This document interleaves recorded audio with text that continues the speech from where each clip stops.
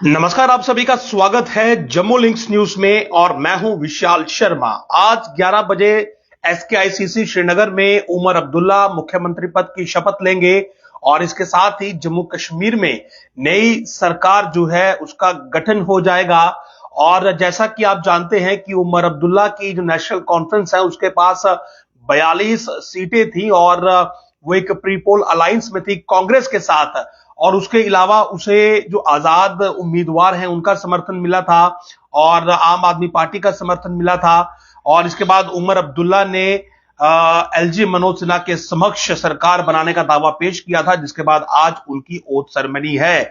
लेकिन इस बीच एक बड़ी खबर सामने आ रही है और खबर यह है कि कांग्रेस इस नई सरकार का हिस्सा नहीं होगी। जी हां, आप बिल्कुल सही सुन रहे हैं कि कांग्रेस जो है वो जम्मू कश्मीर में गठित होने वाली बनने वाली नई सरकार का हिस्सा नहीं है। और कांग्रेस की जो शीर्ष नेतृत्व है उसने ये फैसला लिया है कि कांग्रेस पार्टी जम्मू कश्मीर में सरकार का हिस्सा नहीं होगी। पार्टी बाहर से एनसी को समर्थन देगी, यानी कि सरकार को सपोर्ट करेगी, लेकिन कांग्रेस सरकार का हिस्सा नहीं होगी। और शायद आपको याद हो, मैंने आपको पहले भी कई बार यह बात बताई थी कि कांग्रेस और एनसी के बीच ऑल इज नॉट गुड, सब कुछ ठीक नहीं है, क्योंकि उमर अब्दुल्ला ने चुनावी कैंपेन के दौरान ही यह बात कही थी कि कांग्रेस को जम्मू प्लेन्स पर जितना फोकस करना चाहिए था कांग्रेस उतना फोकस नहीं कर रही है। और इसी वजह से वो थोड़ा गंभीर भी थे कि कांग्रेस जो है वो जम्मू के प्लेन्स में जो है वो अपना वो रोल अदा नहीं कर रही है जिसकी उन्हें उम्मीद थी। और कश्मीर में फोकस करने की बजाय कांग्रेस को जम्मू प्लेन्स पर ज्यादा फोकस करना चाहिए। और जाहिर सी बात है, जब रिजल्ट्स आए तो रिजल्ट सबके सामने थे कि नेशनल कॉन्फ्रेंस कश्मीर में सबसे बड़ी पार्टी बनकर उभरी और उम्मीदों से ज्यादा, यानी कि 32-35 की उम्मीद शायद उमर अब्दुल्ला को थी, लेकिन उन्हें वहां से 42 सीटें मिली, जबकि कांग्रेस को अपनी उम्मीदों से कई कम, आप ये कह सकते हैं कि मात्र 6 सीटें मिली थी।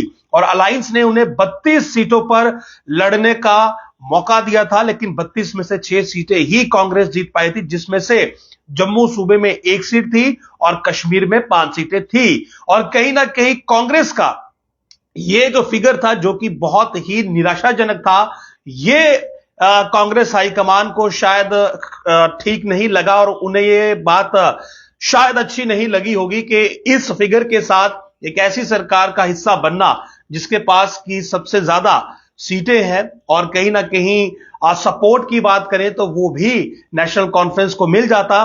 तो फिलहाल के लिए ये एक बड़ी अपडेट है कि कांग्रेस ने जो है वो सरकार का हिस्सा ना बनने का फैसला लिया है। हालांकि जम्मू कश्मीर की जो लोकल इकाई है वो जरूर चाहती थी कि वो सरकार का हिस्सा बने, लेकिन ये निर्णय जो है ये कांग्रेस की टॉप लीडरशिप ने लिया है कि कांग्रेस जम्मू कश्मीर में जो सरकार बनेगी उसका बाहरी समर्थन करेगी, यानी कि बाहर से उस सरकार को सपोर्ट करेगी, लेकिन कांग्रेस खुद सरकार का हिस्सा नहीं होगी। हालांकि जो इंडी अलायंस के नेता है वो जरूर उमर अब्दुल्ला के इस जो स्वेरिंग इन सेरेमनी है इसमें शामिल होंगे और अपनी शक्ति प्रदर्शन करेंगे। इसमें अखिलेश यादव भी पहुंचे हुए हैं और उसके अलावा केंद्र के और कई नेता जो हैं वो पहुंचे हुए हैं। और आपको बता दूं कि ये एक बड़ा अपडेट था कि कांग्रेस फिलहाल जो ये सरकार बनेगी इसका हिस्सा नहीं होगी। सीधे शब्दों में कहें तो कांग्रेस के पास कोई मंत्रालय नहीं होगा, कोई मंत्री जो है वो नहीं होगा। 9 या मंत्री शायद इस कैबिनेट में बनने वाले हैं, 9 हो सकते हैं, 10-11 हो सकते हैं, इतने ही बनेंगे, ज्यादा मंत्री नहीं होंगे। और कांग्रेस लोकल यूनिट ये चाहता था कि उन्हें भी इसमें हिस्सेदारी मिले, उन्हें भी एक मंत्रालय मिले। और एज एक्सपेक्टेड था कि शायद जीए मीर जो हैं उन्हें कोई मंत्री पद दिया जाए, लेकिन अब क्योंकि कांग्रेस ने ये डिसीजन लिया है कि वो इस गवर्नमेंट का हिस्सा नहीं होंगे, वो बाहर से इस सरकार को सपोर्ट करेंगे अपनी 6 सीटों के साथ।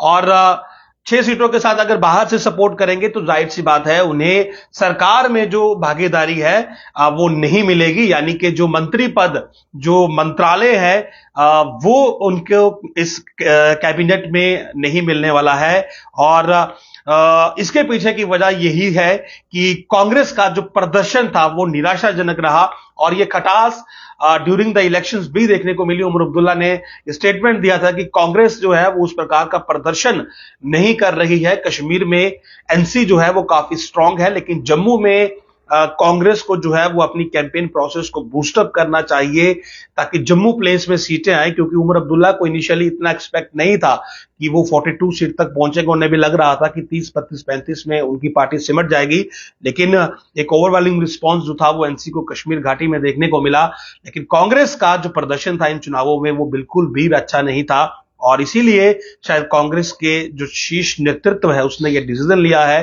कि पार्टी अपने आप को बिल्डअप करने पर ज्यादा फोकस करे। मंत्री पद लेने के बाद या कोई मंत्रालय मिलने से बेहतर है कि पार्टी जो है वो अपने ऑर्गेनाइजेशन सेटअप को देखे कि उसमें क्या खामियां हैं, किस प्रकार से पार्टी को मजबूत किया जाए, ना कि एक सरकार में मंत्री पद लेकर जो है वो अपनी व्यवस्था वहां पर बढ़ाई जाए और निश्चिंत हुआ जाए कि हम सरकार का हिस्सा है। लेकिन फिलहाल आप लोगों के लिए बड़ी खबर है कि कांग्रेस जो है वो इस सरकार का हिस्सा नहीं होगी और केवल बाहर से कांग्रेस एनसी लेड जो जम्मू कश्मीर की नई सरकार बन रही है उसे सपोर्ट करेगी, लेकिन सरकार में भागीदारी जो है वो कांग्रेस की नहीं होने वाली है। और जैसा कि कल जीए मीर को सीएलपी का लीडर भी बनाया गया था और ये एक्सपेक्टेड था, वैसे कल ये अटकलें थी कि शायद जीए मीर को जो है वो as a minister Omar Abdullah की सरकार में लिया जाए, इंडक्ट किया जाए। लेकिन अभी ये खबर सामने आ रही है कि कांग्रेस हाईकमान ने यह फैसला लिया है कि वो जम्मू कश्मीर में बनने वाली सरकार का हिस्सा नहीं होंगे, केवल इस सरकार को बाहर से सपोर्ट करेंगे। और 11:30 बजे आज ये शपथ ग्रहण समारोह होगा जिसमें कि इंडिया अलायंस जो है वो उमर अब्दुल्ला के साथ खड़ा नजर आएगा। लेकिन इस फैसले के साथ कहीं ना कहीं ये भी संकेत मिलते हैं कि all is not good in this people alliance, क्योंकि कांग्रेस फिलहाल जो है वो सरकार का हिस्सा नहीं बन रही है और केवल बाहर से सरकार को सपोर्ट कर रही है। नमस्कार।